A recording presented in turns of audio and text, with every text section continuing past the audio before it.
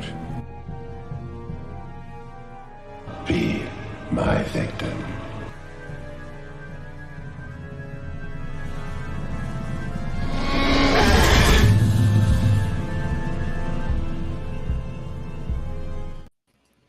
Hello, my name is Austin Torres, and welcome to Would You Die Live, the show where we talk about our favorite horror monsters and villains live and uncut. So that means I can't edit that little flub that I just did. Hooray! It's okay, we're rolling with it. We're rolling with it. We're doing it live. That's how we do. And Exactly. today, I am joined by a horror content creator you guys know and love. She's a host for her YouTube channel, Sweet and Spooky. She is a Giallo expert and a Vincent Price loving Latina queen. Please welcome my friend Selis. That's me. Hello. Thanks for having me today. I'm so excited. We have a great topic. Me too. A relevant topic. Very. We were supposed to do this yesterday, but I think that this works out better. I think it works out better because tomorrow is June 6th. 24. Yes. 2 plus 4 equals 6. So it's basically 666 tomorrow. Yes, it is. It's also my birthday. Happy early birthday or happy birthday if you guys are listening on Apple, Spotify, wherever you listen to podcasts, or if you guys are listening in like July of 2024 or October of 2032. That would be happy insane. Belated birthday. Thank you. So, but yeah, the topic we are talking about today is The Omen, and not just the OG. I mean, obviously, we got to talk about the OG, but we're also talking Damien, Omen 2, Omen 3, The Final Conflict, Omen 4, The Awakening, The Omen 2006, and The First Omen. A lot of omens to talk about today. There are. I hope I didn't miss any. I don't think you did, right? I'm pretty sure. Did you say the remake? Sure I got them all. Yes. Yeah, you got them. Yes. I just realized your name says Gregory Peck. I'm obsessed. I did a vampires live stream last month, and I put for my name Nicolas Cage. That's funny. That's cute. I love it. So now I got a trend. Now I got to keep this up. I should have put Nell Tiger free. She's so good. She was so good. But we're not there yet. I'm going to give... we're going to talk about that film last because we'll probably talk in chronological. Or we might just go all over the place. This is a live stream. Fuck it. We're doing it live. We're doing it live. I love that. So, I wanted to be on theme. Yes, I'm wearing a Texas Chainsaw Massacre shirt. I don't have any Omen merch other than the Omen vinyl soundtrack. Me too. Yes. All the glare from my devices. Yeah, I also don't have any Omen merch. It's hard to find. I did just buy a shirt today, actually, simply because it had Sam Neill on it, and it says "Vote Thorn," and I just was like, I need it. I found it online, and the guy gave it to me for like $8, and I was like, let's go. That's amazing. Right? We as a society need more Sam Neill shirts. We do. We do. I will stand by that statement. But yeah, I wanted to be on brand. I wanted to be festive. And I have the Blood of the Antichrist, Jose Cuervo Strawberry Lime Margarita. That's amazing. So I love that. We're doing this live, right? If you guys are in the chat, let us know. Say hi. Tell us what your favorite Omen movie is, or which Omen we should talk about first. That's a lie. We're going to talk about the first Omen first, not the first Omen. We're going to talk about the Omen, the original Omen, the one from '76. The one where it all started. Yes. But before we deep dive into one of my favorite horror films, how what's going on in the world of Sweet and Spooky? Oh. Oh my goodness. A lot. I actually have a video coming tomorrow or because it might be a heavy edit, or Friday of The Omen. So I'll be ranking them and discussing. And then I have a Jala video coming out on the release of The Case of the Bloody Iris, because I was sent this really pretty remastered 4K version from Celluloid Dreams, which pre-order now. So yeah, that's what's going on over there. Oh hell yeah, Bobby's here. Hey Bobby. Hi. Hey. Oh, I'm so good at live streaming, guys. Bobby says, hey, I just went on an Omen binge recently. Yeah, part 1 and the first Omen are the best ones. LOL. Spoiler alert, I agree. Yeah. But I really enjoy the franchise more than one should. Me too, actually. I don't want to say they're guilty pleasures, but some of them are pretty bad. Yeah, that's so true. I'm so curious to hear like which one you think is the worst one, which I'm sure we'll get into that. Oh yeah, but I guess we might as well dive into it. We're going to talk about which one I think is the best one. Okay. And that is the original, the OG, The Omen from '76, directed by Richard Donner. Richard Donner, who went on to direct Superman, the motion picture, and The Goonies. I didn't even know that. That's amazing. That is one of my favorite fun facts, is the guy who directed The Omen directed The Goonies. And that's wild. Like, so weird. I think my other favorite, like, just how, is the fact that, like, Bob Clark directed Black Christmas and then A Christmas Story. Oh yeah, I love that. That's so funny to me. Just two, feel good Christmas movies. Exactly. Yeah, exactly. And somehow for the whole family. Somehow A Christmas Story gave me more nightmares. Valid.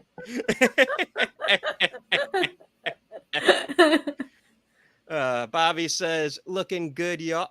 Thank you. Looking forward to seeing your Omen video, Selis. I'm looking forward to it as well. Thank you. Yeah, it should be fun. Do you remember the first time you seen the original The Omen? Oh my god. No. I don't. I don't remember the first time I saw it like in full. Like I remember seeing it on TV, like, and I just remember the kid like scaring me. I think it was one of those that was like always on TV for some reason. I have movies like that. For me, it wasn't The Omen. I've never seen it on TV. Really? Yeah, but I always saw like Carrie. Oh, Carrie was always on. Mm-hmm. Yeah. And the Amityville Horror. Yes. And every Halloween movie that wasn't the OG Halloween. Yeah, for me, it was always Halloween 4 was always on. Yes, there's always Halloween 4, which is like my personal favorite. So I respect that. I like that pick. I think that's a great pick. I think that's a great pick. It's not mine, but I would say mine top 5. of the whole Okay, franchise. love that. It's high up for Slay. me too, but we're not here to talk about Halloween 4: The Return of Michael Myers. We could be, but we're not. I think I'm similar to you because I remember I was a little older, but I don't remember if I was in high school. I must have been high school because I did not see it as a kid, but it was always around. Because I think Right. the remake came out in 2006. I would have been 11, turning 12. And I remember like the remake was heavily promoted, and it Yeah. came out on June 6, 2006. Yes. I'll never forget that because that is so iconic. Oh, the 6th. Yeah. It was certainly a day for me. Oh yeah, happy 2006 birthday. Happy belated a couple years birthday. Thank you so much. Yeah. It wasn't nice being in school that day. People were really mean to me that day. Well, you should have did some Damien shit and given a Truly, because they were like, reason. she's the devil. I should have really like done some shit on them. Adopt a Rottweiler. Have some fun. That's so slay. Hiya, Andy. Andy be damned says, "Heya, I hope everyone's gonna wish Selis a very happy and evil birthday tomorrow." Thank you, Andy. I hope so too. Hi, Andy. Thank you. But yeah, I think the original Omen for me has just always been, well, obviously it's older than me, but like I'm Mexican, Mexican American, and I grew up Catholic. So movies like The Omen were like a family favorite. Yeah, that's so true. That's true. I'm not Mexican. I'm Puerto Rican, but this was like a big thing in my like household too. Like all the religious horror movies was like big. Were you guys Catholic too? Yeah. Makes sense. It makes sense. It's so funny. Yeah, that's so funny. Strangely enough, my family never really got into The Exorcist. Yeah, actually, same. I think maybe that one might be like the scariest one. We're not even enough Catholics like we touch it, but like The Omen was huge. My family loves the Conjuring movies. Yeah. Yeah, my dad does too. There's more. I'm blanking on them, but I know there's more. Oh, my mom. If you're watching, hi mom. She loves, or maybe she's traumatized. I don't, or maybe both. The film, The Exorcism of Emily Rose. Oh wow. She loves and It's not what I was expecting. Well, I mean, it's Catholic. Yeah, no, it is. Yeah. It but is. It's like a scary movie too. That's so interesting. Yeah, my mom's one was Rosemary's Baby, which is funny because it's now one of my favorites of all time. So that's a great favorite. Yeah. Too bad it's directed by trash, but we move on. I didn't know that film had a director. I love you. This is why we're friends. Yes. But real, like Rosemary's Baby is a phenomenal film, and Mia Farrow is great. We'll talk about her a little bit. So a fun fact. Yes. Melissa, hello everyone. Hello, Hi. Melissa. This Hope is my you're best doing friend. Well. Hello. I'm so excited. Yes, Bobby. Yes, Exorcism of Emily Rose is legit scary. I 197% agree. But yeah, I'm getting distracted. Back to the original Omen. I think it is one of my favorite horror films. It's like a consistent top 10. Like it usually sits between 6 and 8 because I like to rotate them. Mm-hmm. I get bored on Letterboxd and I'm always like changing up what my favorites are. Oh, I love that. Like It's like the top 10 doesn't change. They just kind of rotate. Well, I I'd say get it's more that. like a top 12 with a rotating, like 10, 11, 12 rotating, 6 to 8 rotates, 1 to 5 is pretty consistent. Um, Mm. but I'd say The Omen's in my top 10. Wow. Do you think, where does The Omen kind of lie for you? Is it like a fave? Is it like, yeah, it's all right? Do you hate Actually, it? no, it is a fave. I always say it's one of my favorites of the 70s, and I love a lot of 70s horror, so it's up there for me. I would say it's in probably my top 20 because I have a lot. I have so many. I have so many movies that I love. But yeah, I would say it's definitely in top 20 for me. I have a list on my Letterboxd. It's my top 31 favorite horror movies. Oh, I love that. So theoretically, I could watch my favorite horror films all through October. Oh, cute. I want to do one of those now. Right? We're starting a That's a trend, smart guys. idea. Yeah. The I like 31 that. days of your favorite horror films. That's so much fun. And then people are like, what do you watch? Like, hey, I'm watching The Witch today. What are you watching? Jason X.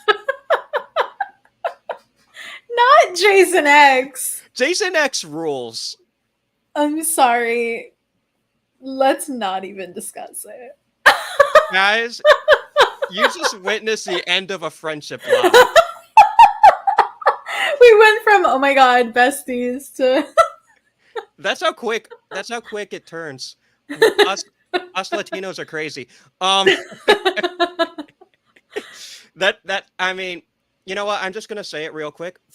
Jason X, top 3 Friday the 13th movie for me. Wow. I said what I said. Fight me. Stand by it. I am speaking my truth, and some more truth. Andy B. Damned says Rosemary's Baby, The Omen, The Exorcist is a perfect set of movies to watch together. Hell yeah, it is. I've It's a never done great all night. 3 together. That I must should, be though. really nice. Yeah. I should do that too. That'd be so much fun. That'd be a lot of fun. Yeah. That'd be so much fun. And like Rosemary's Baby, not to get too far ahead, but Rosemary's Baby and The First Omen, I think that's a perfect double feature. Oh my god, yeah. They Love go that. hand in hand. For to the fact, sure. to the point where I think The First Omen is more like Rosemary's Baby than it is The Omen, and I'm okay. I actually encourage that. Me too. I actually love that. So, Bobby's my bestie. Jason X is a fun time. LOL, I love it. Thank you, Bobby. That speaking truth right there. All the homies love Jason X. Except me. I guess you're not a homie. You know who is a homie? Michael. I love you, man. Hello, all spawns of evil. I love you, man. Hello. But, Define me as I'm stretching. I mean, you have to with all the hate you're going to get from the Jason X stands later. Right? Right before your birthday, too. I can't believe you said what you said. It's all on I you. said what I said. It's all on you, Selis. It's all on you. Oh my gosh. I do think the first time I seen the original Omen was in high school, though. Okay. I really think so. Because I was younger, but I wasn't as young as when I saw like Jaws or Carrie for the first time. I don't know why I said that like everyone knows when I seen Jaws. I don't know why I said it like that. The first time that I watched it in its entirety, the original, was in high school too. I think I was in sophomore year. I know one year for Christmas, my mom got me the Blu-ray set. Go off. And I've watched those discs quite a bit. No, I can't lie. I probably put in the Omen 3 disc once, ever. But I watch that original Omen all the time. I watch it all the time. It's so great. It's so easy to watch too. time for some hot takes. I don't think this is even a hot take. I think the original Omen has one of the best, if not the best, horror score ever written. It has an amazing score. I think it's one of the best as well. I think it's a so cool iconic. take if I say one of the best. I think it's a hot take if I say the best. The best. Yeah, that is hot. I don't know if I agree with myself there. Because I was going to say, I'm surprised for you it's not Halloween. I love Halloween. It is easily one of the best. I would either say Jaws, Psycho, or The Omen. I might say Jaws just because it's so famous. And also, like, there's my Jaws poster. There's my Jaws blanket. Oh. I'm a Jaws homie. But, fun fact, Jaws won Best Original Score at the 76 Oscars. And the next year, The Omen won Best Original Score. They did win. So it's like horror back-to-back winning Best Music. And I don't know if a horror score has won since The Omen. Actually, yeah, I was thinking that when I was doing research for my video, I was like, what other movie has won since then that was horror? I don't know off the top of my head. I'm trying to think either. of We could be wrong, but the I have best no idea. original scores. And it's weird because horror has a lot of great. Although I do think a lot of horror scores, especially now, they're like very grating. It's more like sound and ambiance. Yeah. Like scraping a cymbal or slapping a piano. I'm being dead serious. Like they'll slap the strings and go, whoa. Pretty cool, but like it's not fun to listen to. Yeah. Andy says Jerry Goldsmith literally won an Oscar for that theme. Hell yeah. Mm-hmm. And like I know Jerry Goldsmith has done more great horror scores after The Omen, like Alien and Poltergeist and Gremlins. Fucking love Gremlins. But I don't think any of them were nominated for a surprising fact. Gremlins did not win every Oscar. Like it should have. Yeah. Yeah. I love Gremlins also. Yeah, it is so good. I agree, Andy. Bobby says that damn shark. When I had Bobby and Mike from The People Under the Scares, if you guys don't listen to The People Under the Scares, they are the best. Listen to that podcast. Bobby and Mike are the coolest people. They're so funny, and I love them. They were on this show, a live stream. We did a 68 horror film bracket. 3 hours of madness. It was insane. The final. It's amazing. I have to see this. Yeah, you're gonna have to watch. Anyways, let's start. Jaws was a victim of some controversy. There was a lot of controversy. I don't want to say too much. I don't want to spoil that whole bracket. All I'm gonna say is Jurassic Park freaking like upset a lot of good movies. Oh wow. It was insane, the Jurassic Park run, which did not get nominated for Best Original Score, which I think is a little surprising. That is surprising, actually. But it's good because John Williams won that year for Schindler's List anyways, so yeah. It's not like he didn't win an Oscar. Bobby's confirming Jaws and The Omen won. Hell yeah. Oh, we know our stuff. And I think The Omen was nominated for Best Original Song for Ave Satani, but it didn't win. I'm so sad because I would have loved whoever in the 70s was like, and for Best Original Song, Ave Satani. They would have been so uncomfy. You have no idea how much I throw ass to Ave Santani on the reg. Honestly, but same though. Why is it a bop? It so is. Like, let's get lit with the Antichrist, you know? There needs to be a club that plays horror themes because we were talking about the Oh, Halloween theme. That's a banger because it it has like that boom, is. boom, boom, boom, Yeah. boom, Oh my boom, God. boom, And boom, the boom, boom, boom, Hello yeah. Zep from Saw. Oh my God. Mhm. Serious throw ass music right there.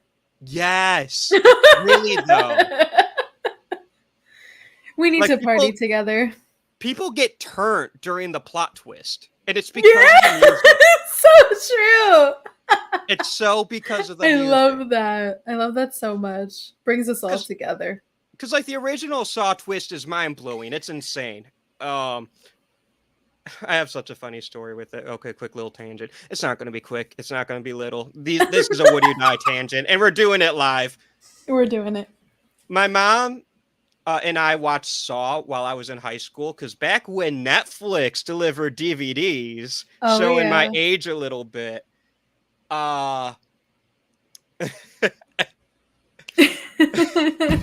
We rented The Ring and Saw, and we watched both of them. And I had never seen either, and they both affected me profoundly because The Ring is fucking scary. Mm-hmm. And then Saw was also really scary. And I remember my dumbass when that twist revealed, I didn't think, oh, he's been alive the whole time. And he's now getting up, and he was the one manipulated that trick. No, my dumbass thought, oh my God, this is a secret zombie movie.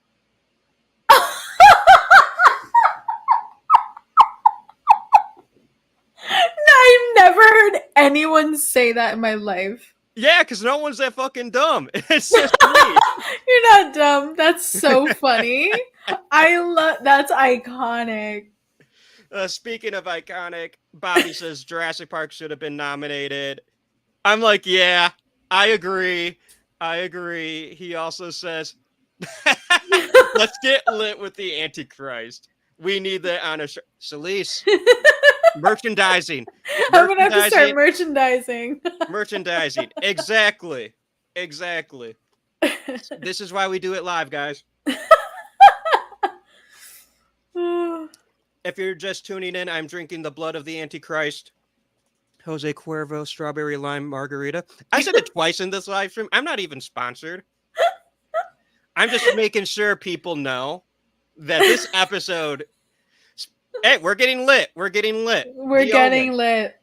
Guys, chat, I'm doing it for you. It's all for you, chat. It's all for you.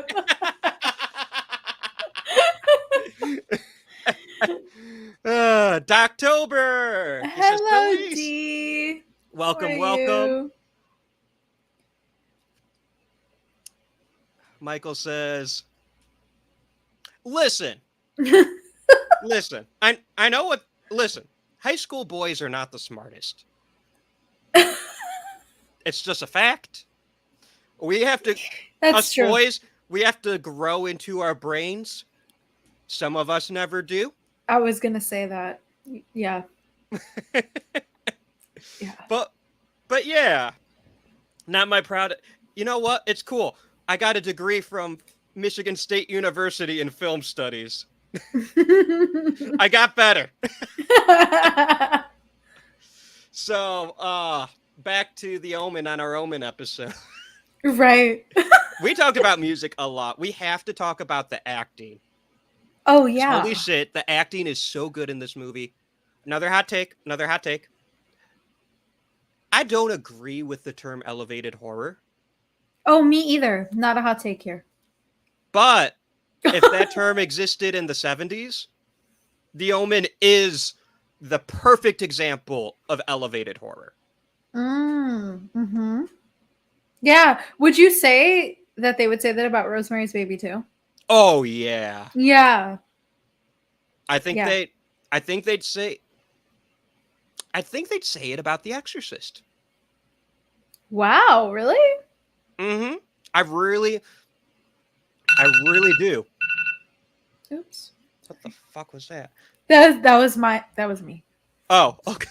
I have an alarm because my cat gets medicine at that time.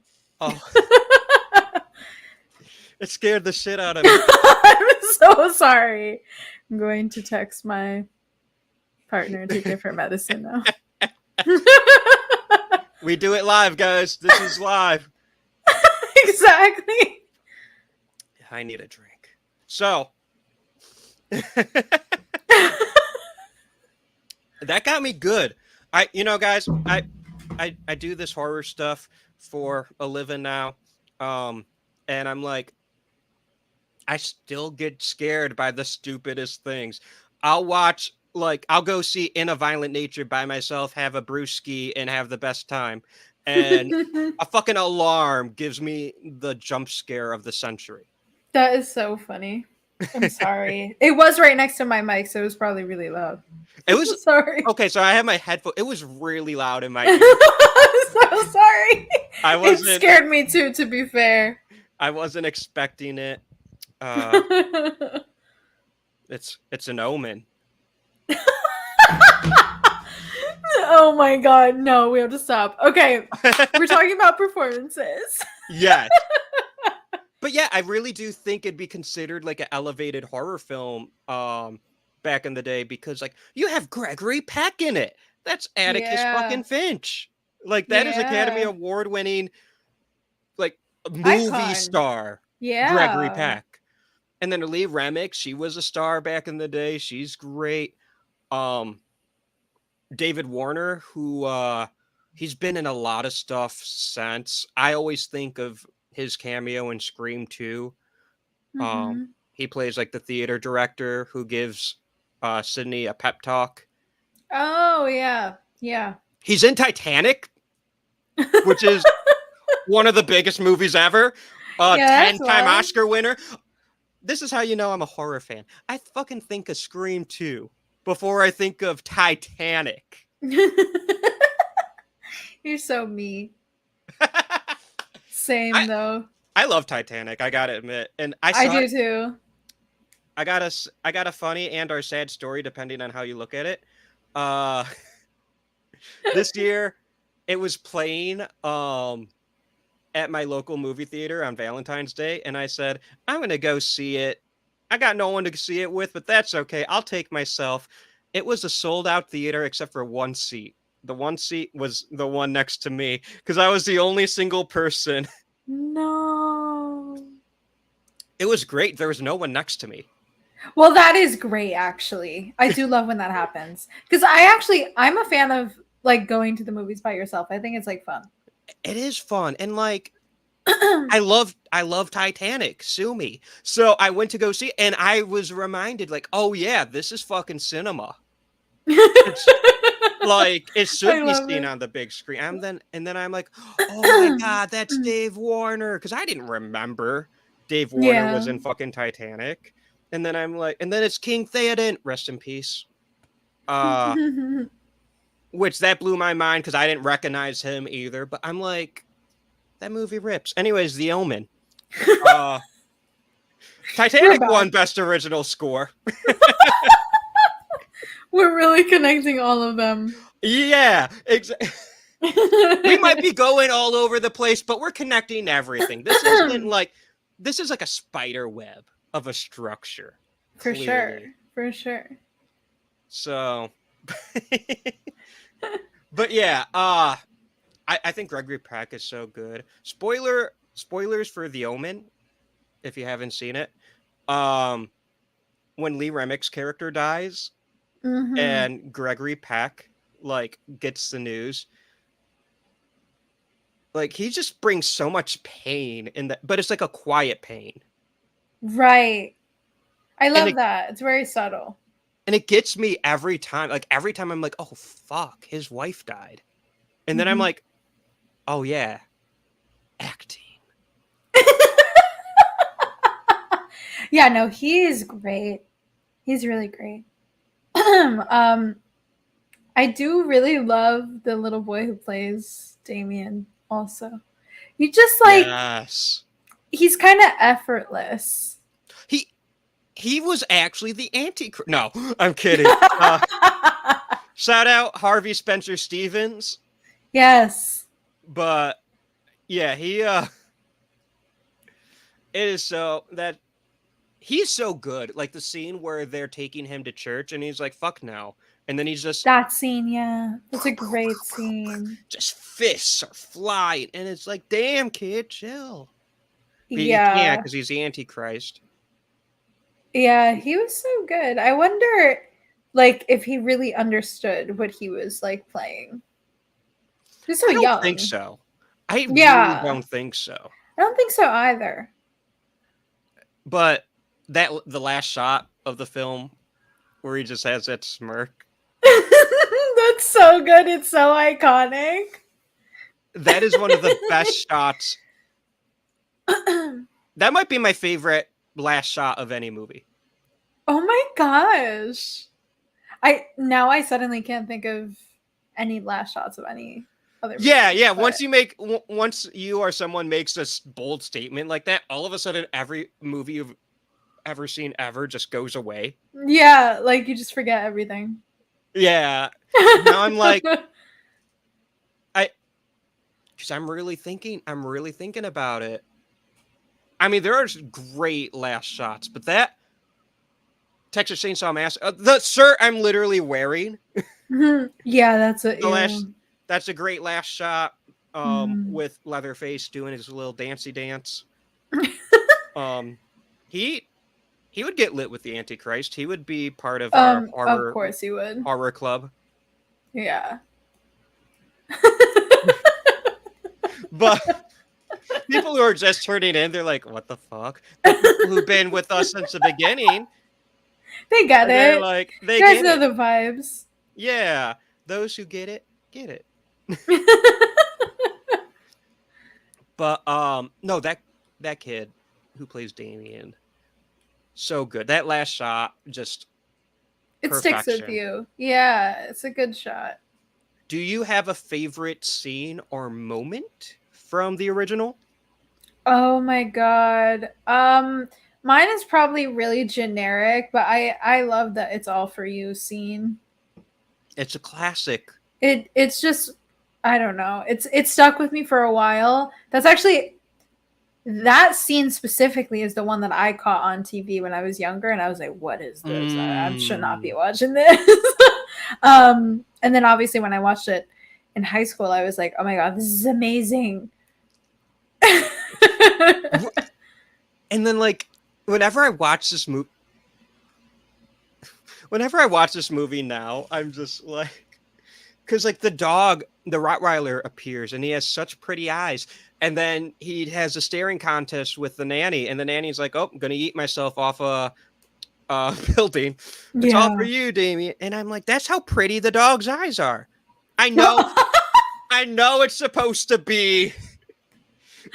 I know it's supposed to be like the dog is like, he's literally the devil. He might not literally be the devil, but like he's communicating Satan's will, and then that convinces the nanny to go, yeet, bye-bye.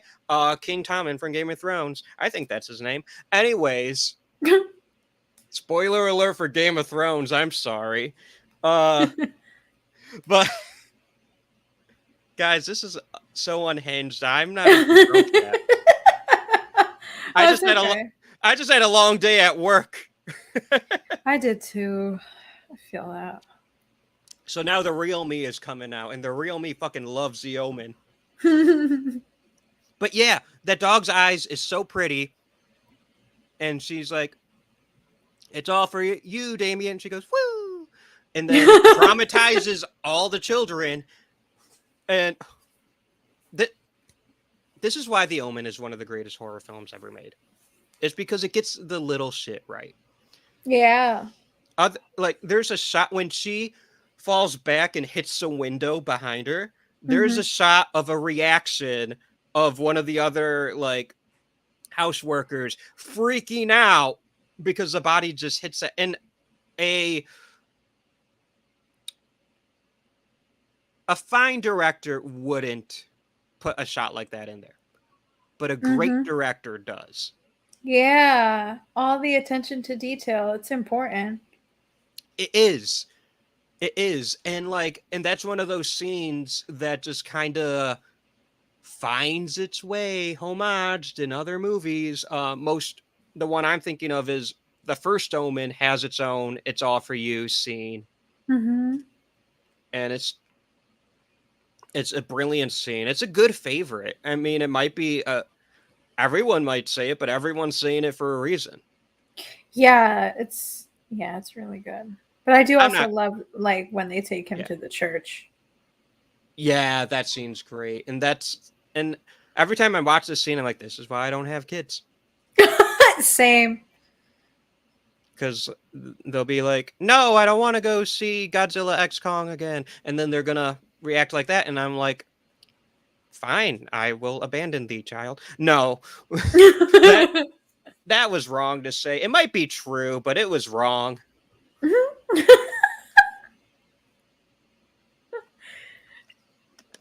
Anyways, the Omen. My favorite scene is when they're in the cemetery, and because it's heart wrenching. Mhm. Because they find the body of the mother. She was a jackal. His Yeah. mother was a jackal.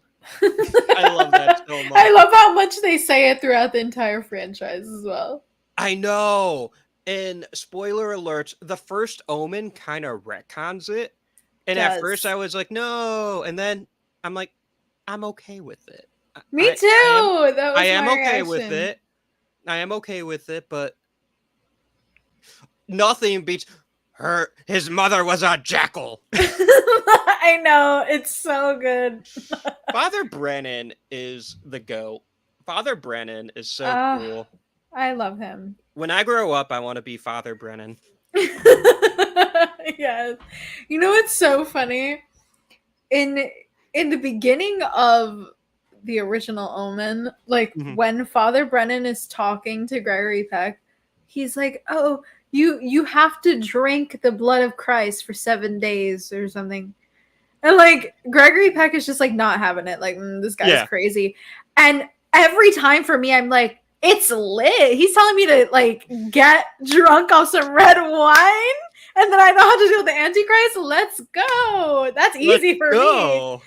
Yeah, exactly. Exactly. I'd be like, okay. I think my favorite. What always makes me laugh is because in that first initial meeting, Gregory Peck's not. I know the character's name's Robert Thorne. I'm a nerd. Thank you very much. But Gregory Peck is all like, he's not buying it, and he's like, I want to talk about the boy's mother, and he's like, what about my wife? And he's like, no, his mother. His mother was a jackal. And he's like, that's my wife you're talking about. Yeah, like, why aren't you listening? But like, if I was only half listening and all I hear is like, the boy's mother was a jackal, I too would be like, bruh, don't talk about Lee Remick like that. Don't talk about my wife like that. Don't be calling my one and only, my Padme Amidala, a jackal. That's rude. That is rude. You know what? I really like wait for the day that a man insults me by calling me a jackal. Like, I'm owning that shit. Yes. Yes. Yes, I am a jackal. Own it. Yes. Slay. Bonjour, Dice. Hi, Dice. But yeah, I love that scene so much. But my favorite scene is when they're in the cemetery and they find the body of the mother, and she was a jackal. There's this heartbreaking scene where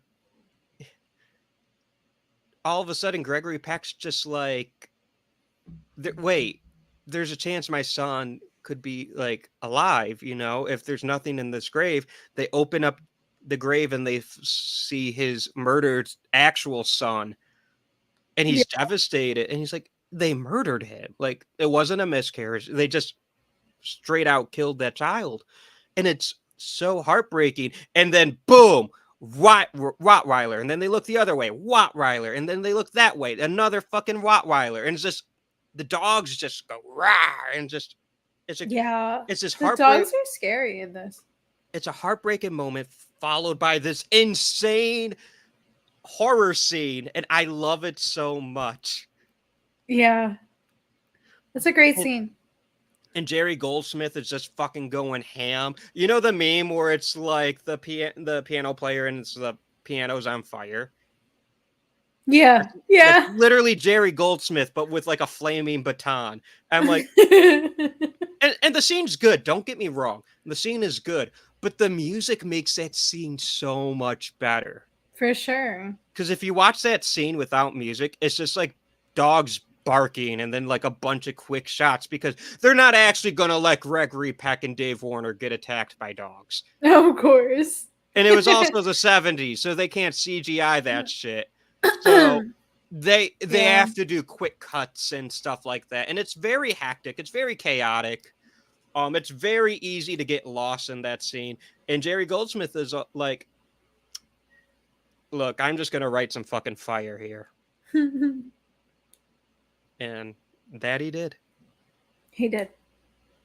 And before we move on from the original Omen, we have to talk about what I think is the greatest decapitation in horror history. And there's good ones. There's a lot of good ones, yeah. But I think for me, my favorite will always be The Omen. It's really good. I mean, it was so shocking. Yeah. And like... so unexpected. And it's like that pre-Final Destination kind of death, too. Yes. Because they set it up like the car like gets put in neutral on accident, and then the sheet of glass is right there, and David Warner's like, if you're not going to kill a 6-year-old boy, then I will. And then he goes to pick up the knives, and then if you're only listening, I did hand gestures, which made sense with those sound effects. The glass shards are a sheet of glass just decapitates David Warner, and it's so beautiful in a horrific sense. It's like what I've seen as Suspiria, a film I refuse to rewatch because it scares me. Oh. But and then the thing that Richard Donner does here is he knows the 70s audiences are going to be so shocked. So he captured that moment from every fucking angle and replays it like 9 fucking times. Yes. Just in case you missed it. He's demanding for it to be seen. I do love that. One day in one of my own films, I'm going to rip that off, and it's going to be glorious. Oh, you should. I love it so much. It's my favorite decapitation. Not even ripping it off. You'd just be paying homage. You're a fan. Thank you. You get it. I think we need to move on, unfortunately. Yeah. I could talk that OG Omen forever, but we have to give the sequels some love. And the first sequel we're going to give love to is Damien, Omen 2. Released in 1978, directed by Don Taylor. Jerry Goldsmith returning for the music yet again, yet he did not win an Oscar this time. What are your thoughts on Damien, Omen 2? Okay, so I actually like this movie. It's not bad. Yeah, it's not bad, and I was really like surprised because everybody I know was like, it's not good. It's not good. And I was like really expecting it to be like really, really bad. And I found it to be like pretty entertaining. And I thought it was interesting to see Damien kind of like going through puberty and then like finding out or realizing rather that he is the Antichrist. And I found it to be really interesting. I do think like the script leaves a lot to be desired, but for the most part, there was a lot of great moments in the movie and a lot of good lines. And I really loved the kid who played Damien in this too. I thought he slayed. Yes, Jonathan Scott Taylor Yeah. is awesome in this film. And also we get surprise Lance Henriksen. Yeah. I always love seeing Lance Henriksen and stuff. I mean, he's in a lot of iconic franchises. Terminator, Aliens, Omen. He's in Close Encounters of the Third Kind, which is a personal favorite of mine. That's not really a franchise, but I'm always like, there's Lance Henriksen. He's in so many great movies. I love, and obviously Pumpkinhead. But he's really good in his small role in Omen 2. Yeah. Everybody's really good. And like I think it's like Jaws 2, where when you compare it to the original, it fucking sucks.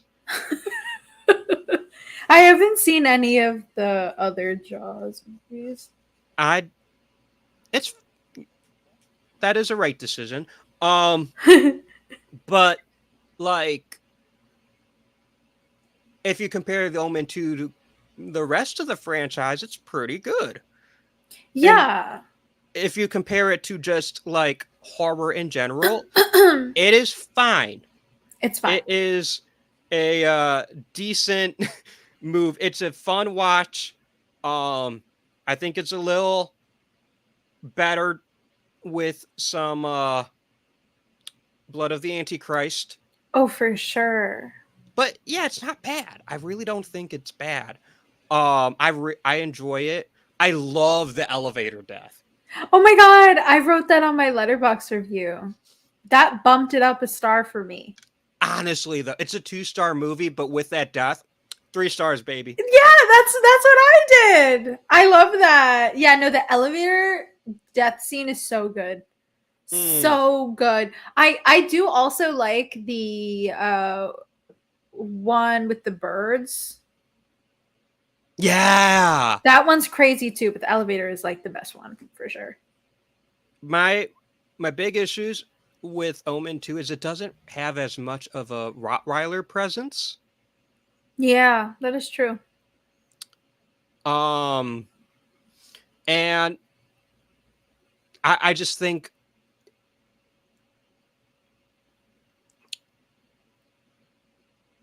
I really don't have any issues with it. It's just they tried to recreate the original, and you can't.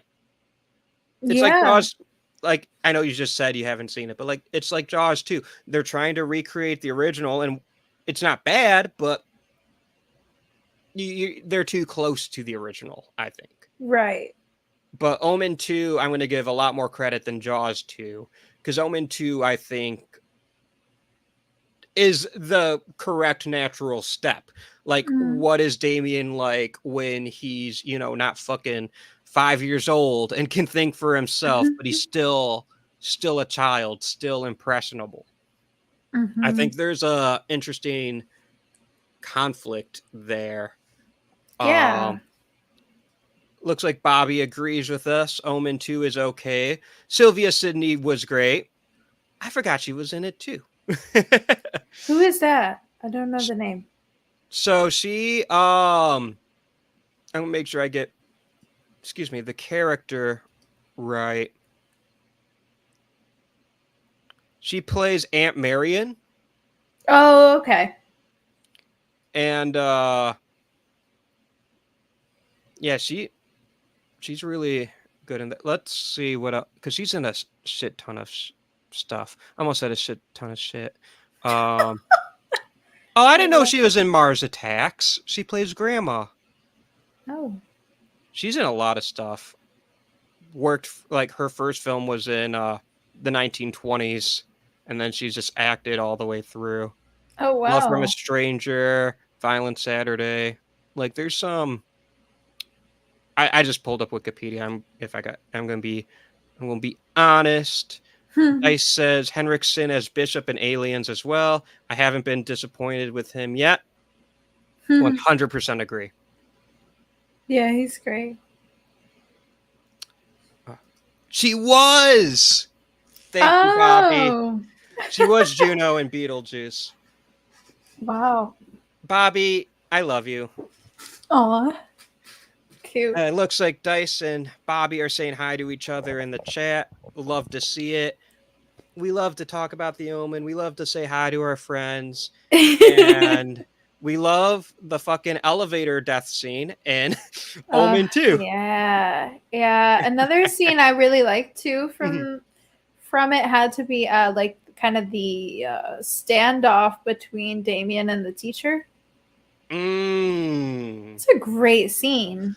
Is that when Damien's like getting every single answer right? Yeah, it's such a great scene. And then Lance Henriksen is just like, "What are you doing?" Yeah, it's so good though.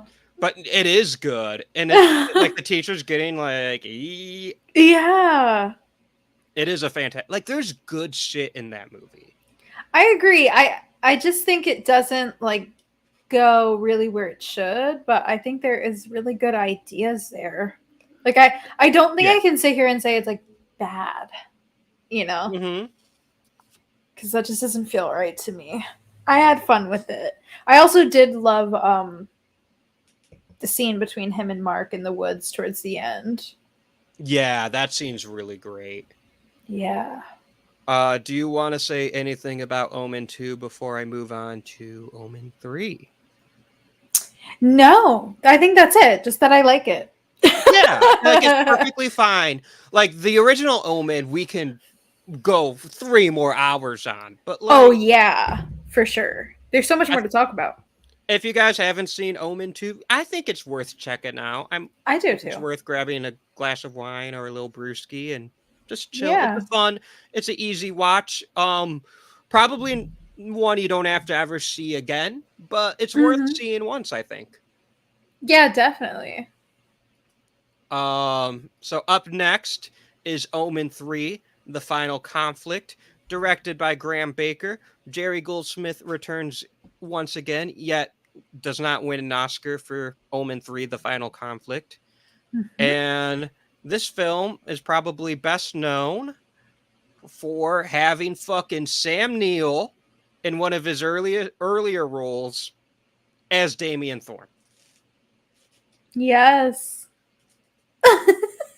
Which like is great. It was great for me. Like I gotta be real, everybody was like 3 is really bad. But if I'm being like 100% honest, given the fact that I just recently watched all of these movies, like I had only seen the remake and the original and obviously First Omen. But I was like super excited for the one with Sam Neill. Everybody's like, no, it's not good. I'm like, I don't care. Sam Neill is playing the Antichrist.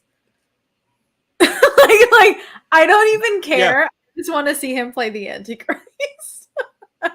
And for that, I think it's like worth it. Do I think it's one that I would like watch a lot?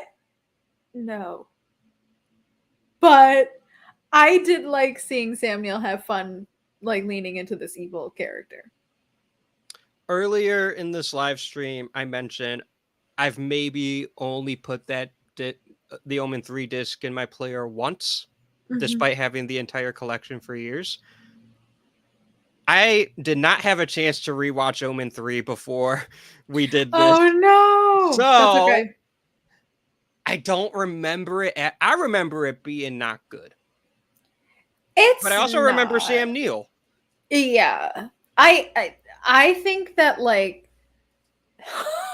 I don't want to be like a defender of the movie, but I don't, first of all, I don't think it's the worst movie I've ever seen in a franchise. I think a lot of people like write off the Omen franchise as like one of the worst of the worst, and like you shouldn't watch the rest of them.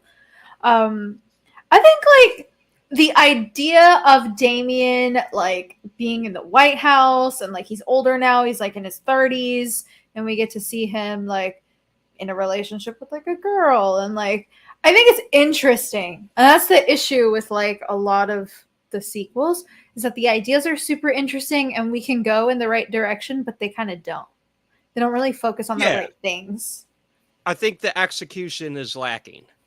Yeah. Yeah. And I think like that really was my big issue with 3 because there's a lot of like interesting scenes, like the one where Damien basically is like, oh, we're gonna kill all these babies. Do you remember that?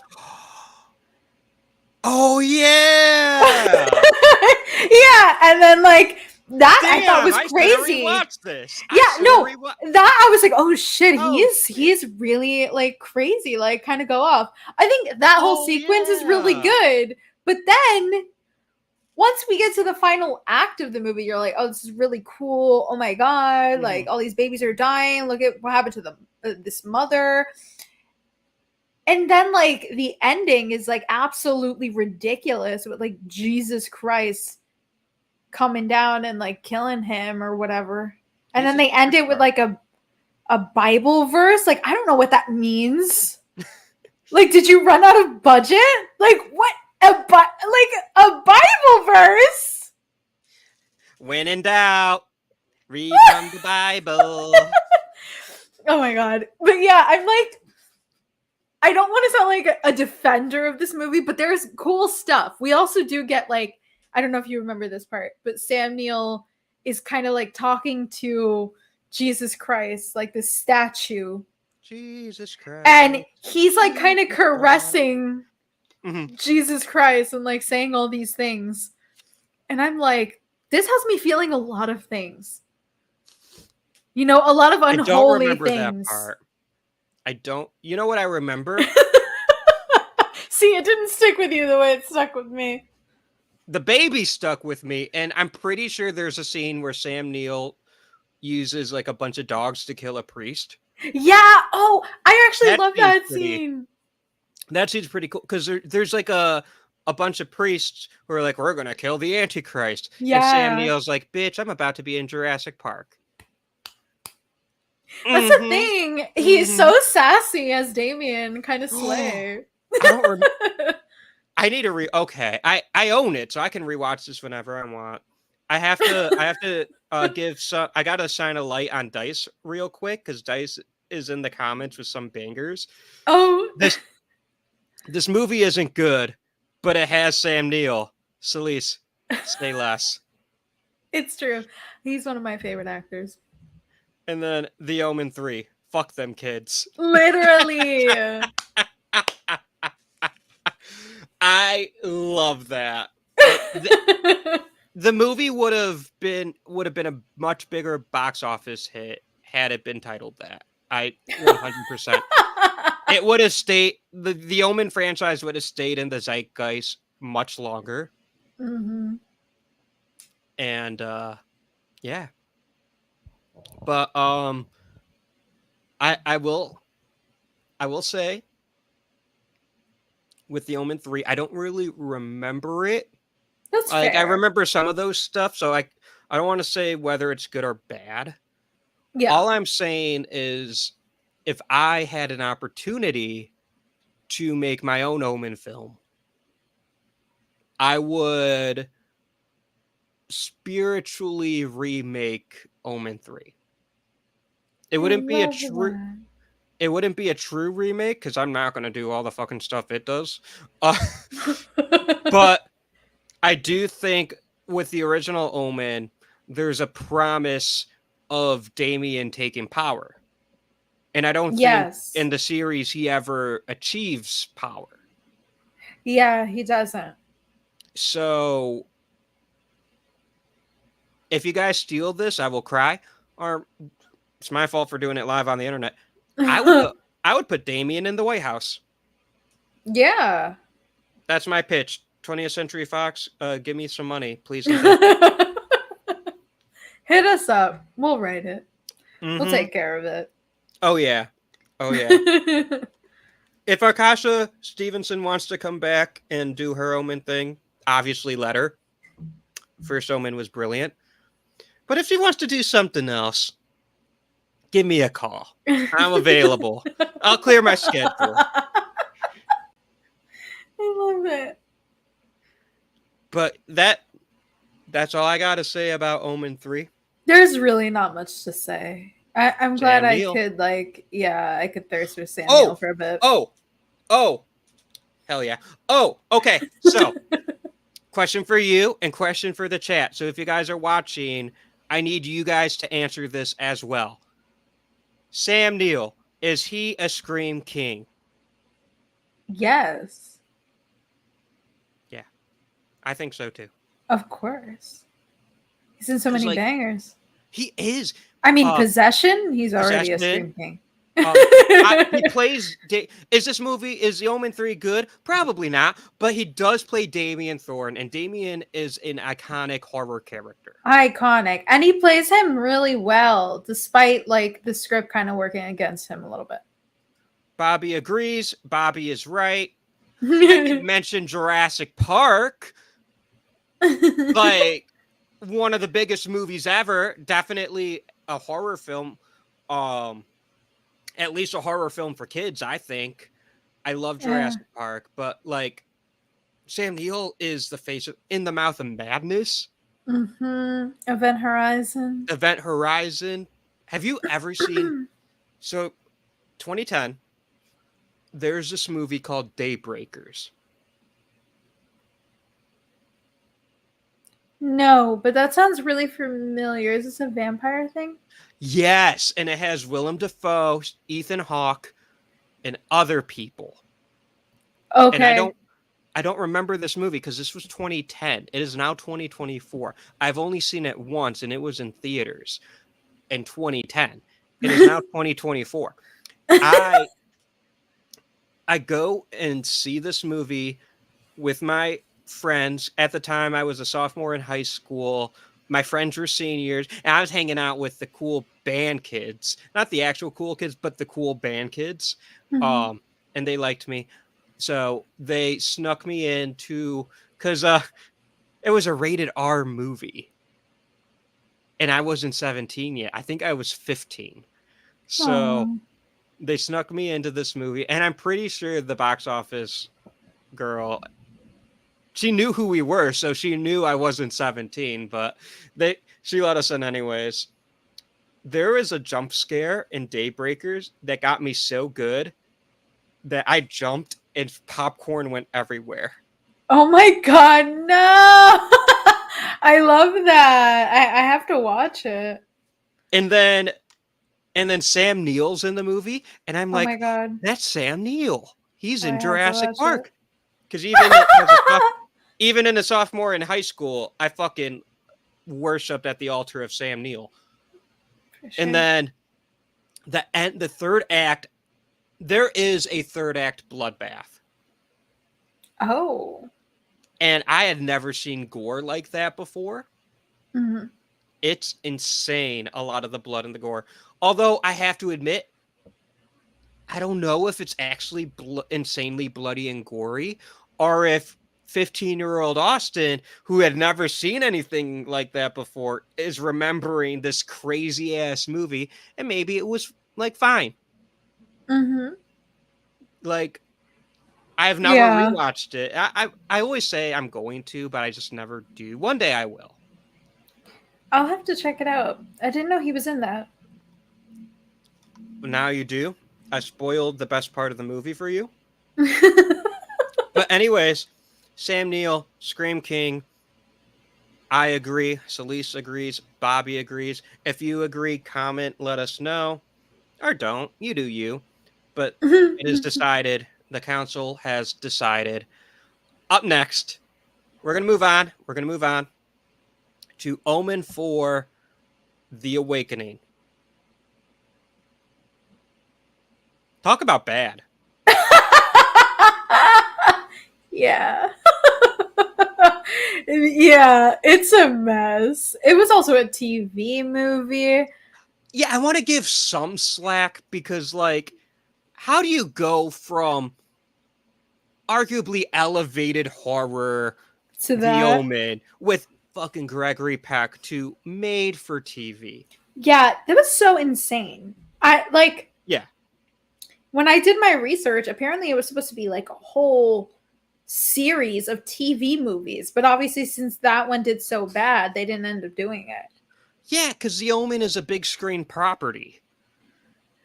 I'm just like, thank God that they didn't keep making these. Yeah, and thank Because God what the fuck? when they made more Omen movies that they weren't made for TV. Like the Omen, Yeah. say what you will about the Omen remake, it went to theaters. The first Omen went to theaters, and I think the first Omen was supposed to be straight to Hulu. Oh, really? Yeah, but then Disney realized they fucked up Prey. They would have made a lot of money if That's Prey true. went to theaters. So the first Omen is now in theaters, and Alien Romulus is going to be in theaters. Oh, okay. I think Alien Romulus is going to be in the IMAX. I think it's going to be in the IMAX, in which hell fucking yes. But I wish I saw the first Omen in IMAX. Oh my god, that would have been insane. Anyways, Omen 4, The Awakening. I'm gonna be honest, I've never seen it. You didn't watch it for this? Here's the thing: it's not in my Blu-ray collection.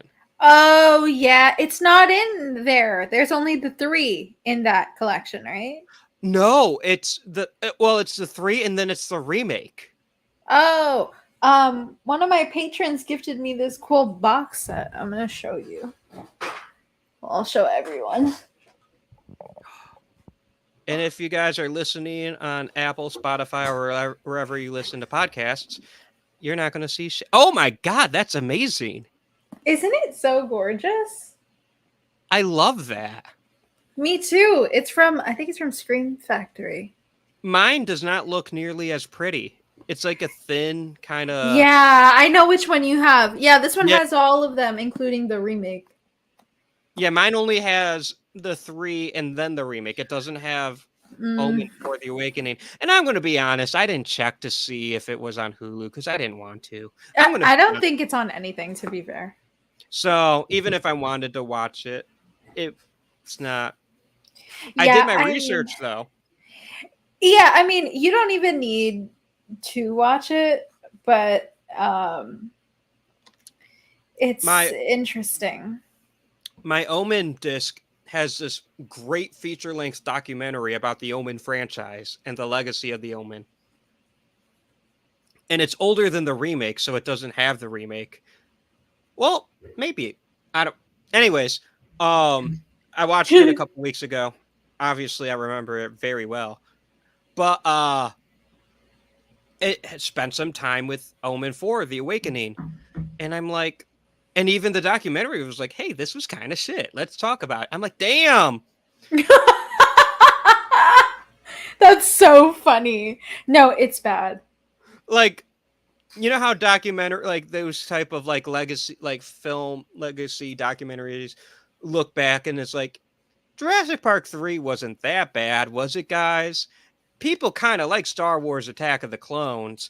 And it's like, this one's like, yeah, this existed. I'm like, damn. And I did some research. It was there's no Damien. Nope. The music is not by music's not by Jerry Goldsmith. And the only cast member I recognized was Michael Lerner, who's like this amazing character actor. He's in Clueless and Elf in the 98 Godzilla. Oh. I don't know him. You might if you've seen his face.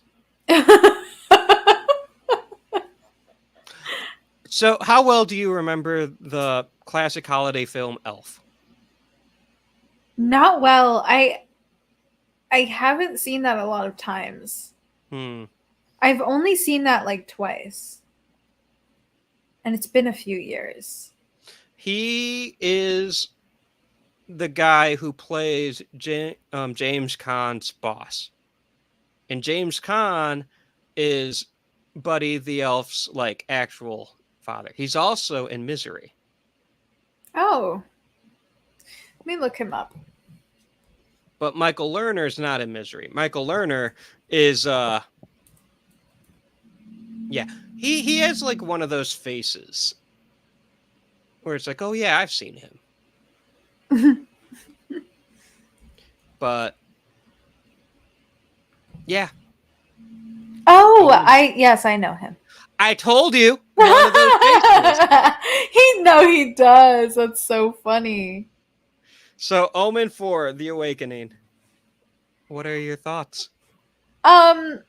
Yeah, it felt like first of all, it doesn't feel like a horror film at all. It feels kind of like one of those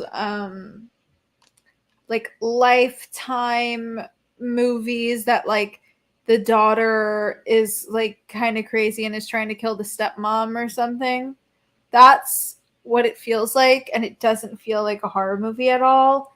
And I think they just like shy away from the horror stuff, like a lot of the kills and things, probably because it's made for TV. Yeah. But it's just boring. The little girl they have too is like, she's serving like sassy face the whole time, but she's not really scary. It was kind of just making me laugh. Like I was like, oh my god, this little girl got so much sass. Like, but she wasn't scary at any point.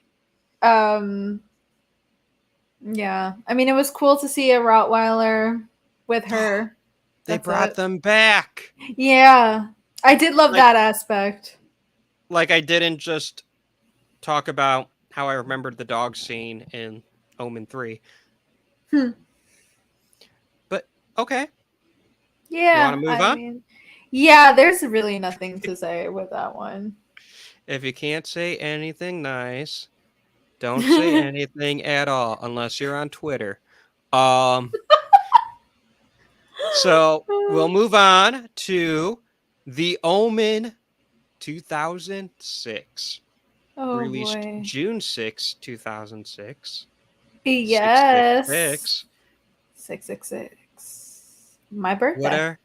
Happy birthday. What are your thoughts? I have to be really real with you. I'm not a fan of this remake. Okay. I know there are people that really like it. One of my good friends, Joni, shout out Joni, really likes this remake and was like, you just need to watch it again, babe. You're gonna love it.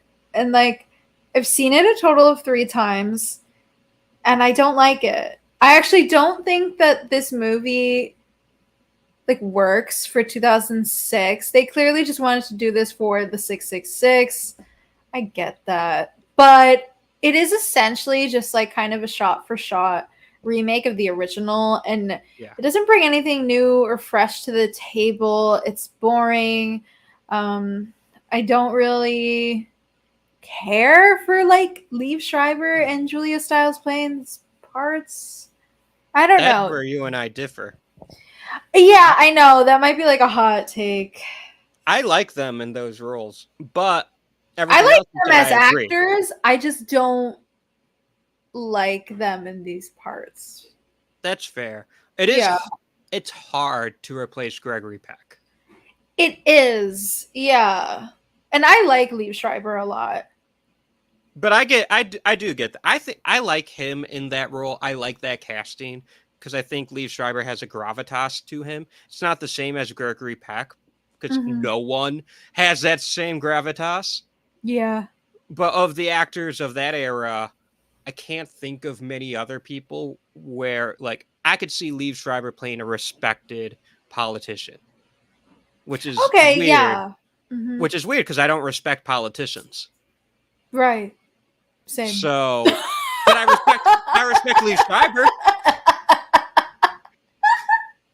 Love that for us. Yeah. Dice says, if I can't say anything nice, I shouldn't say anything. I'm in the wrong career path. Same bestie. I'm out here trash talking the remake. But no, I do agree. I think you're right, and it's a shot-for-shot remake, and the things it does differently, I'm like, why? Yeah, but I will say, um, It's the competent. yeah, and the little thing that I liked, and I guess it's because I'm biased, and one of my favorite movies ever is Rosemary's Baby. But Fuck I yeah. did like seeing Mia Farrow. That was Mm. cool. I think that was like a nice, like respectful thing, like bringing her on, like respecting Rosemary's Baby, and like kind of what it did for like religious horror films. So that was cool. Well, I think this film's strongest aspect is its cast. The Yeah. cast is really good. I mean, we talked about Lee Schreiber, we talked about Julia Stiles, we talked about Mia Farrow as Mrs. Baylock of all characters, Mm-hmm. which I think is an iconic cast, like a great casting. Um, but David Thewlis and Michael Gambon, who Harry Potter fans, they know uh, those actors very well. Yeah. Um, David Thewlis playing the David Warner character, and then he's also Remus Lupin in the Harry Potter movies.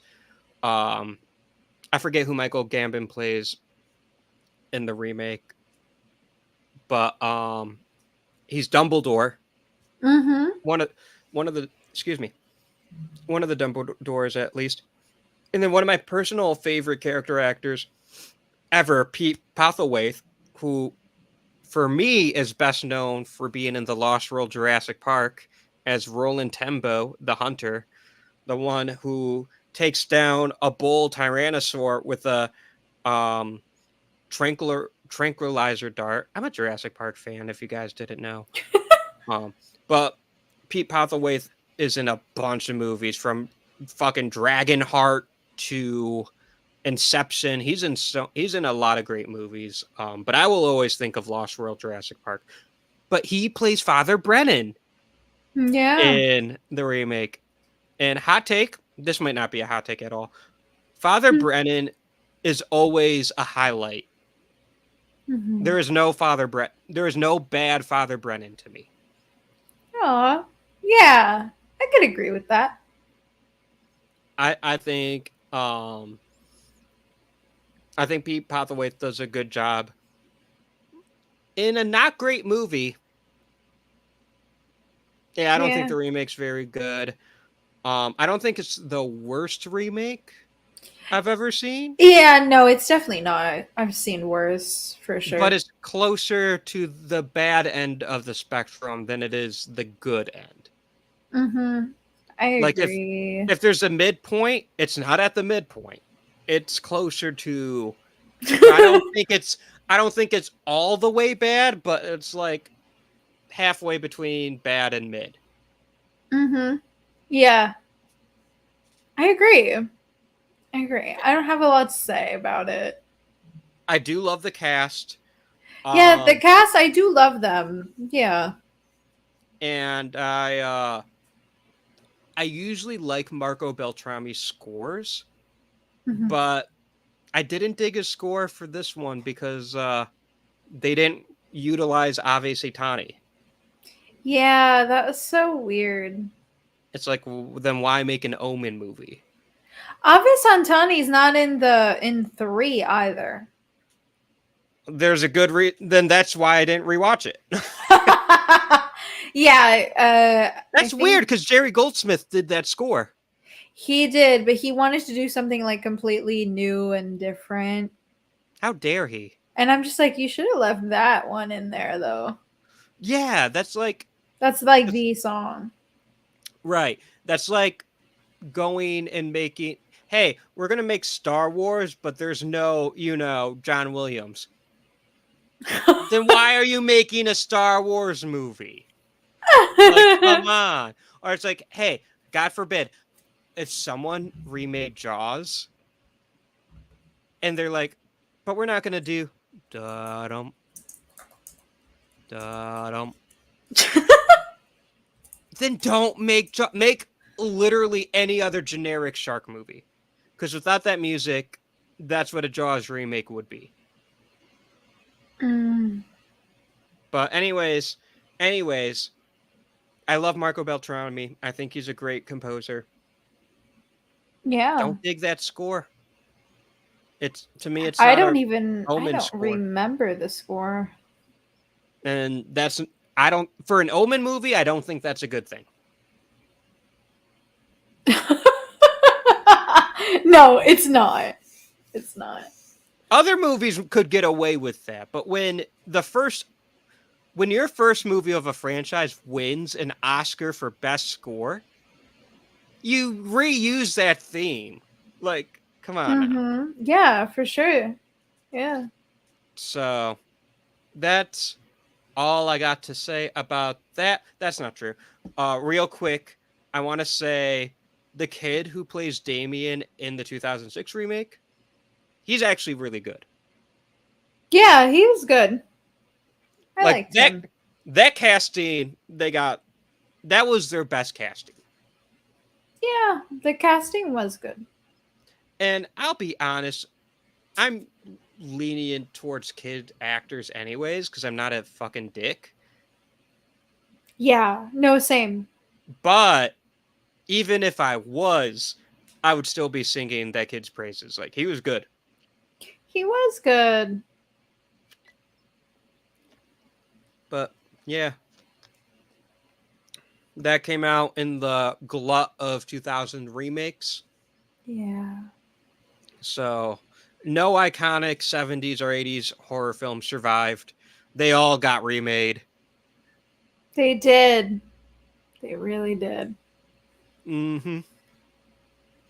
But now it's time to go back to the good side of the quality spectrum and talk about this year's The First Omen. Thank God we're here. Not to be confused with The First Omen, or the original The Omen from 1976. Yes, this is the first Omen. I still don't care for that title, but if that's one of my only nitpicks, that's a pretty damn good film. Yeah, the title, yeah, they could have did better with that. But at the same time, I brainstorm what would I call it, and I'm like, Jackal Dick, the Omen prequel. Like, I want to see if it had another title.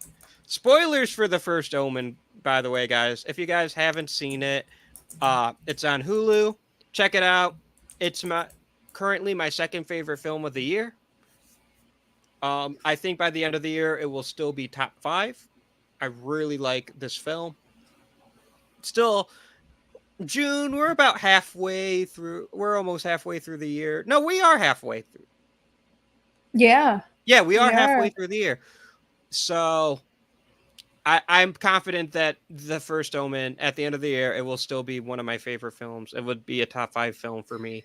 Currently, my number 2.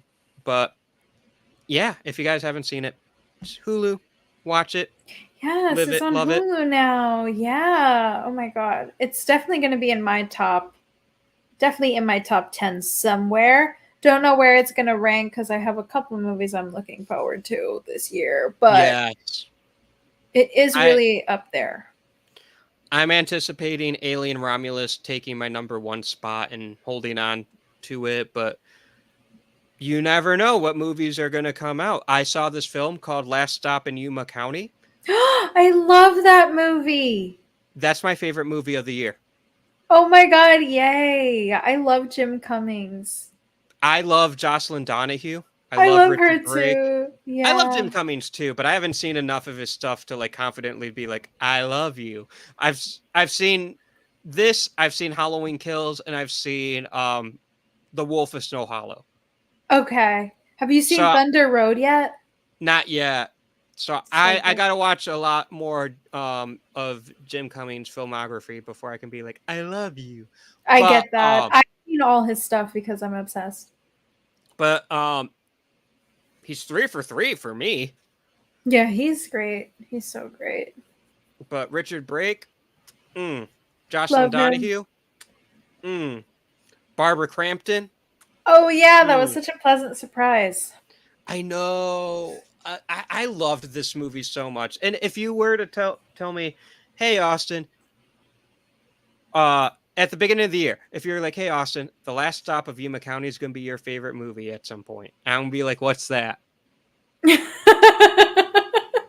I didn't know, Yeah. but it came out. I'm like, oh, I like these actors. I'll check it out. I'm like, holy shit, this is my favorite movie of the year. So it was far. really good.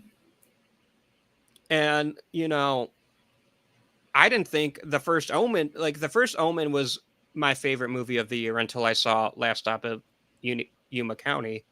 Mm. But I didn't think the First Omen was going to be one of my favorite movies of the year either.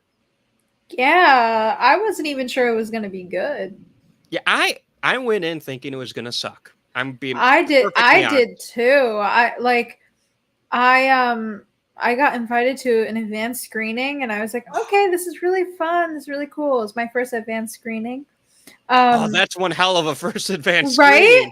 And I was like, oh man, I hope this movie is good. Because I had seen the trailer or teaser or something, and I love Nell Tiger Free. So I was like, okay, I love her, but I'm worried about this movie. I don't know, they haven't done a good Omen thing and a prequel. I don't know about that. What are they gonna do?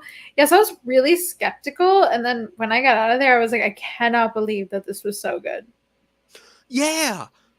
And we alluded to this earlier in the live stream, but they retconned one of my favorite parts of the original. Yeah. And I still love that movie. Yeah. And some people that really bothered them. And I get it. I really do. Because who doesn't love his mother was a jackal?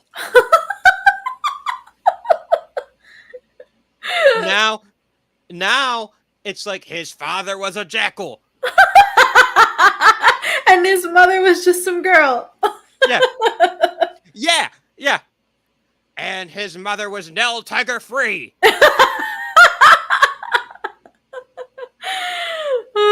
Yeah. Ralph, I don't know if I'm going to say his name right. Ralph Ineson? I think so. Ineson, yeah.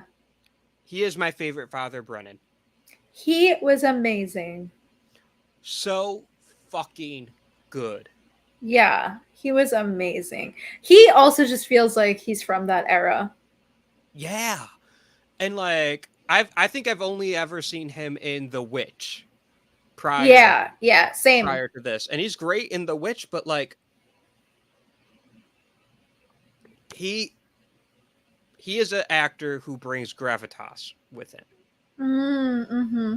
And I think he brings a likability to Father Brennan that the other two haven't. Yeah. And I love the other two in that role.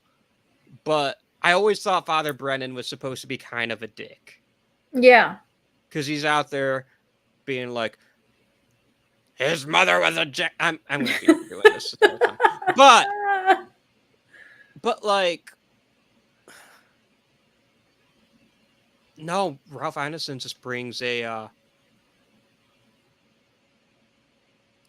he just brings a kindness to Father Brennan that wasn't there before. For sure. And an empathy. Mm-hmm.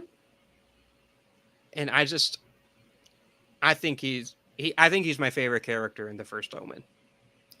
Wow. Yeah, he's really great. And he also had great chemistry with Nell Tiger Free too. So I loved that. And she is going to be snubbed of Academy Award. Yeah, absolutely. She's not going to get nominated, and she should be. She should be.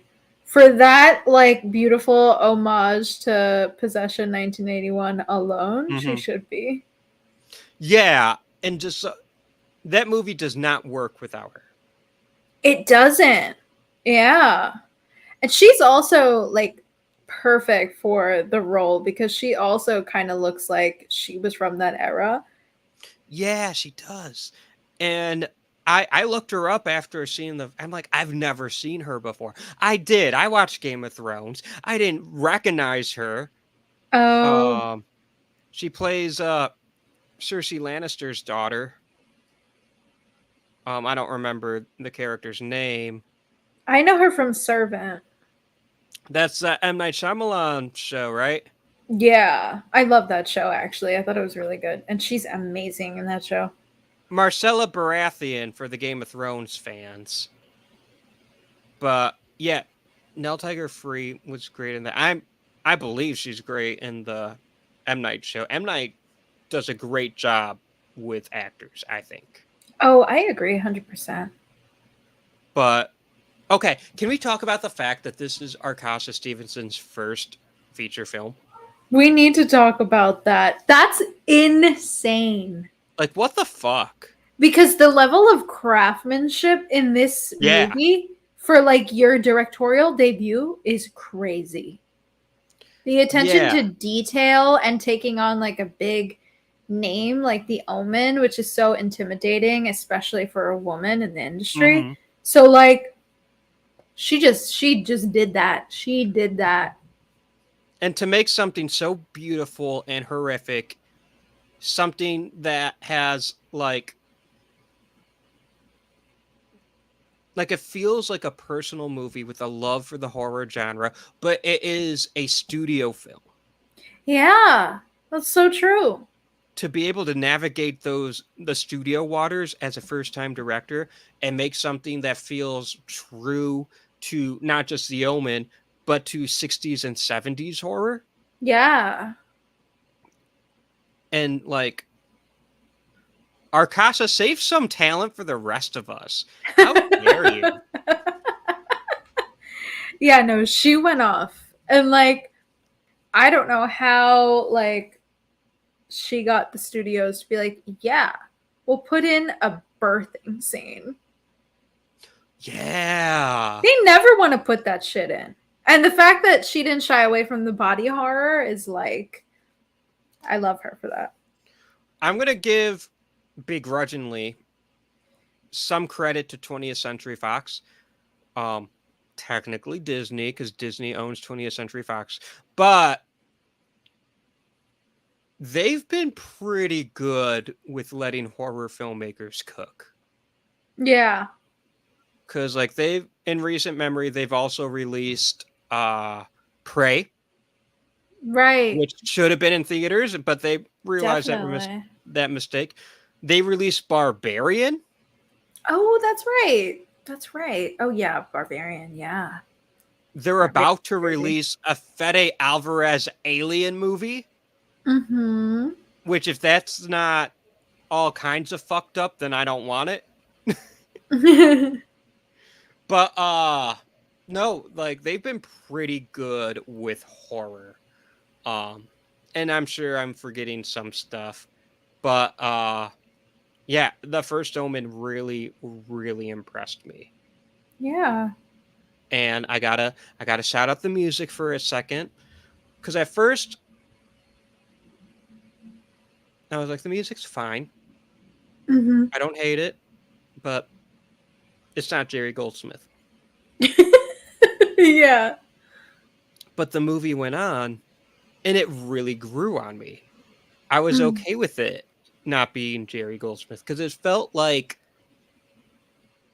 and I've listened to the First Omen score a few times, and I'm like, it's different from what Jerry Goldsmith did, but it feels of The Omen. It feels of that world. Mark Coven, who also did the score for The Witch, he is using elements of 70s horror scoring and like of The Omen, because there's a lot of choirs in it. But whereas in The Omen, it's like chanting and screaming and just loud, like song like that shit. In the First Omen, like a lot of whispering. Yeah. And then there's like some hymn, like oh, like I'm not a fucking singer. I'm sorry, guys. But yeah. I saw some people tune out just now. I apologize. But like there's some really great choral work. And it's different from what Jerry Goldsmith did, but at the same time it stands on its own, I think. And then there's some like string and cello stuff, which I think kind of reminds me of Ave Satani. Mm-hmm. And then boom! At the moment Damien is born, just boom, Ave Satani. I was so happy. Me too. I was like, let's go.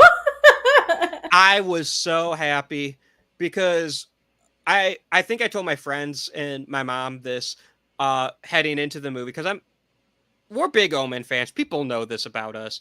But I'm like, if they don't use Omen, like Ave Satani, then I'm going to be fucking pissed. It's the one thing I want from this movie. I'm so happy they did. And they did it at the best. I'm okay with them not really leaning on it because they saved it for the right moment. 100%. It makes it like more effective, I feel like. It did. Yeah. It really did, because I had such a visceral react. It felt like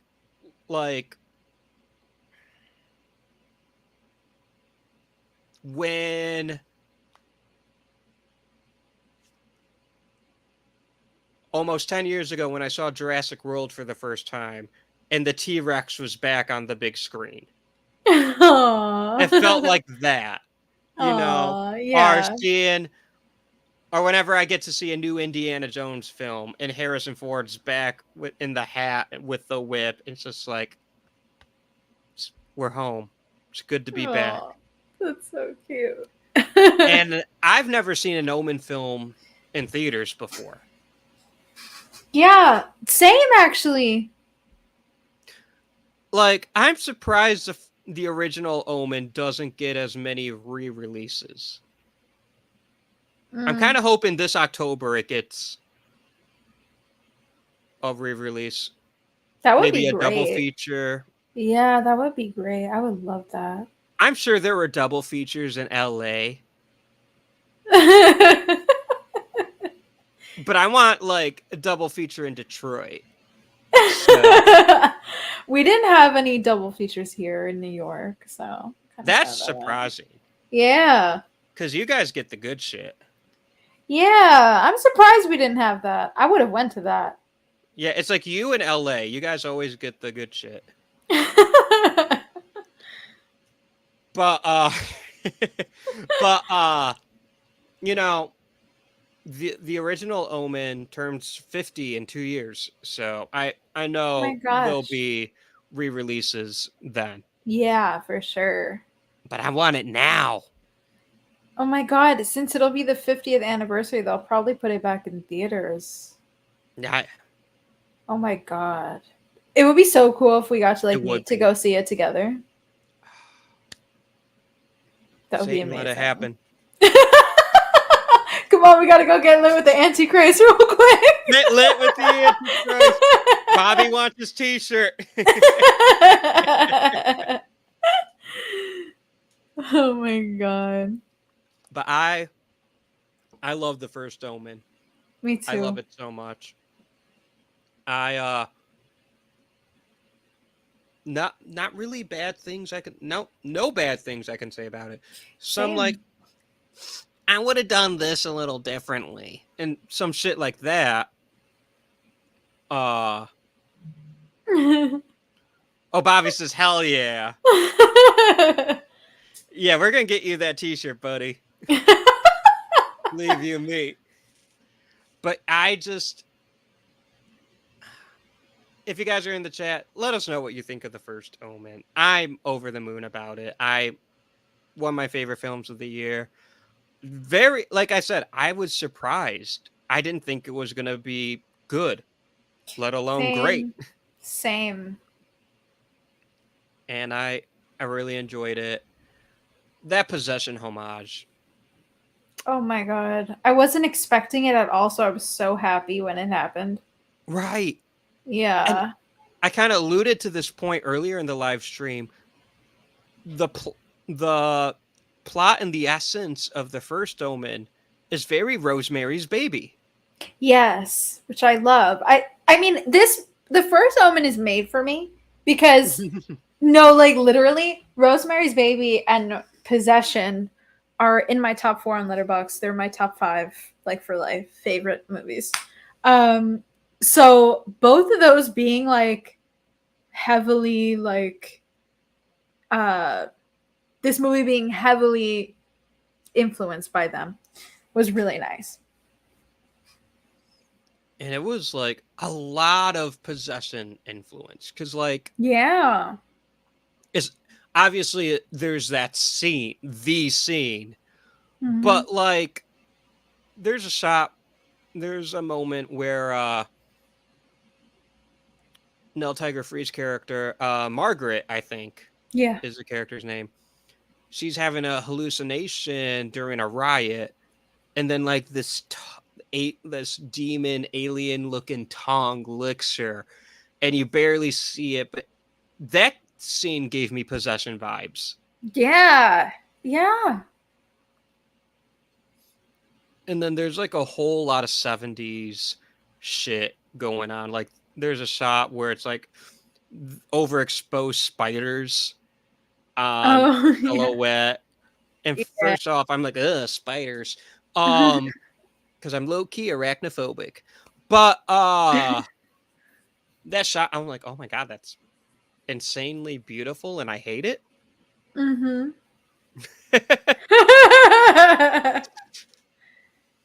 Yeah, the way the film is shot is super beautiful. There's so many like so much beautiful imagery used, like the shots of Nell Tiger Free like praying in the church with all the candles around. I love that. I do gotta say, I don't remember if it was Twitter or Letterboxd, but uh I saw a nitpick for the First Omen, and whoever tweeted or Letterboxd it was like, the movie was really good, but I kind of hate it how it had a Marvel ass ending. I'm like, Oh my god, I saw that one too. I'm like, what do you mean? And I thought about it, and it's literally like, your son, his name's Damien. Boom, cut the credits. Hungry, I'm like, oh my god, it did. It did. You know what's so funny? Like when I first saw it, I was like, "What?" Because I read that review, and I was like, "What?" Yeah. And then when I went to go see it again with my friend, I just started laughing because I was like, "Wait, it's true." They were right. I loved it. But it worked loved so it. well. Yeah, I loved it. Sue me. I like Marvel movies. But it is funny. But like, how else are you gonna end that movie? It goes right into the original. Exactly. Yeah. Oh, so good. I love the First Omen. And if I got handed the reins to that franchise, it would be a quasi sequel to the First Omen as well. I think there are characters that could return while Damien is ascended to the presidency of the United States.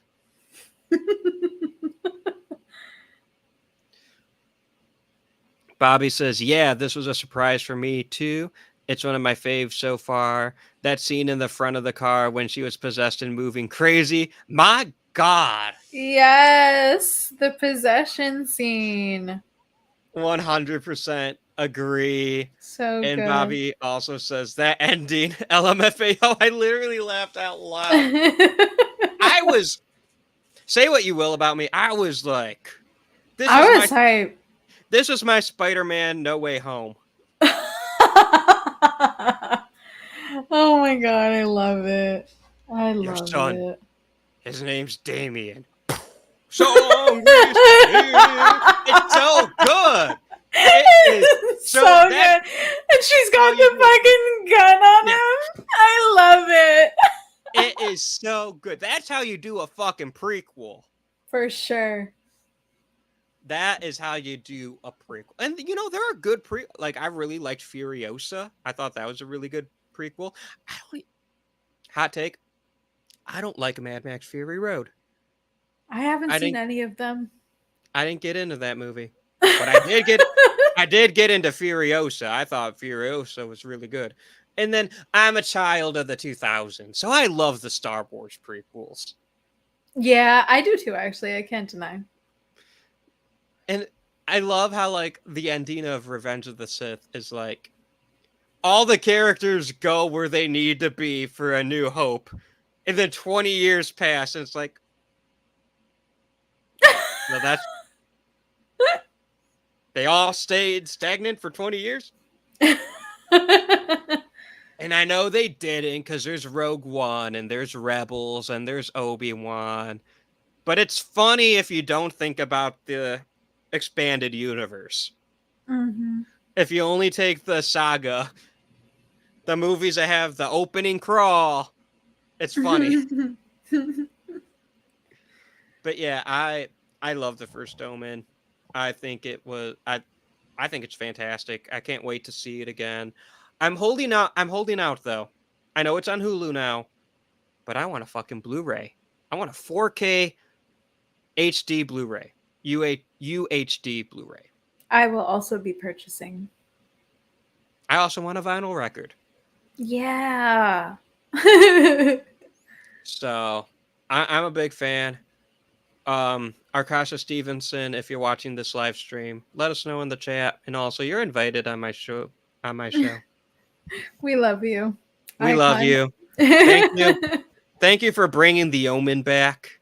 Truly, from the grave. Thank you. Mm-hmm. The Omen went through some tough times as a franchise. It really did, but it found its way back thanks to her. So You know what franchise needs a resurrection? Not a remake, but a resurrection. Jaws? Jaws. Yes. Wow. We need more Jaws in our life. It's been dead since fucking 89. Right. Yeah, that's true. I'm surprised it hasn't, honestly. Yeah, but I feel like the obvious answer would do a remake, and it's like, but don't. Yeah, they're like, we're not going to touch that. What if there was like a prequel? The first Jaws. Come on, Arkasha Stevenson. Get that paper. Just going to start making all movies the first this, the first that. The first Alien. The first Which already Michael has Myers. a prequel. The first Michael Myers. The first Child's Play. That would be so funny. Could you imagine? Oh my god. Oh my god, the first The Exorcist. No, we can't. No, we don't need that. The first It. Which they are doing, that HBO show, which I heard they got Bill Skarsgård. Bill Skarsgård back. And I'm like, well, at first I was like, hell yeah. And then part of me was like, you didn't have him already? Yeah, that was kind of weird, right? What was your plan if you didn't get him? Right. But yeah, I hope Arkasha Stevenson does more than prequels, because she has a brilliant career ahead of her, and I can't wait to see what she does. I'm also just saying, the first Jaws, think about it. I love it. Because that franchise is a franchise that, like, most people should not touch. Mm-hmm. One, because it'd be career suicide, and two, because you're not beating Steven Spielberg. So it needs to be someone who is so... It needs to be a visionary who is so not Steven Spielberg, but can hold their own. Mm. So, hot take, I think Mike Flanagan would make a great Jaws movie. I'm sure he would. I'm a fan. Also, Jordan Peele. Yes. I could see that. And then, yeah, like, because these are completely different directors who, like, Midnight Mass has some Jaws in it. Nope has some Jaws in it. Mm-hmm. So they get the formula, and they'd make something that's not Jaws, like that's not the original Jaws, at least. I'm just saying, food for thought, or chum for thought. I talked a lot about Jaws in this Omen live stream. Yeah, but that's okay. For some reason, those two are connected in my brain. Maybe because they're your faves. They are my faves, but I literally think it's because Jaws won Best Original Score at the 76 Oscars, and then The Omen won right after. So they're always connected that way. I mean, Jaws came out in 75, The Omen came out in 76. So it's like they're very close just in terms of release, and then they're close to my heart. So that, guys, is our tangent-filled, unhinged live stream deep dive of the Omen franchise. Woo! Yay! I hope everyone had a great time. Thank you guys so much for hanging out with us. Before I let you go, Selis, where can the people find you, and what do you have coming up? Oh my goodness. So I said at the beginning of the live stream, my big video on The Omen, including my personal ranking, will be up this week, probably Friday. And then I have some Jalo content coming. You can find me on Letterboxd, Sweet and Spooky, and that is with an N, like sweet and low. Twitter, also Sweet and Spooky. Instagram, Sweet and Spooky Official. And I'm here. And on YouTube, yes. Yeah. Yes. So if you guys don't already, follow Selis. She is the best. We're homies, even though her one wrong opinion involves Jason X. I'm sorry. You should be. Happy birthday, Selis. Thank you. Yes, me and the Spawn of Satan share the same birthday. Tomorrow's my birthday. Be sure to say hi. Say hi to Selis. Watch The Omen in her honor. Are the First Omen, or Omen 3, or Omen 2. Watch The Omen in my honor, yes. But yeah, watch The Omen in her honor. And I hope everyone has a great rest of your night, or day, if you're listening. And yeah, you can find me at Would You Die Show on Twitter, Facebook, and Instagram. I'm also on TikTok, but I'll be honest, I don't really update that. I'm sorry. I'm a busy boy. I got some fun stuff in the works. Next week's episode, we are taking a look at one of the most iconic zombie movies ever made. Fun fact, I never get to talk about zombies on my show. So it'll be a fun listen. And June looks like it's going to be a pretty busy month. And yeah, follow me on the socials. Follow Selis on the socials. Subscribe if you haven't already. And watch The Omen. Yes. Hooray! Yay!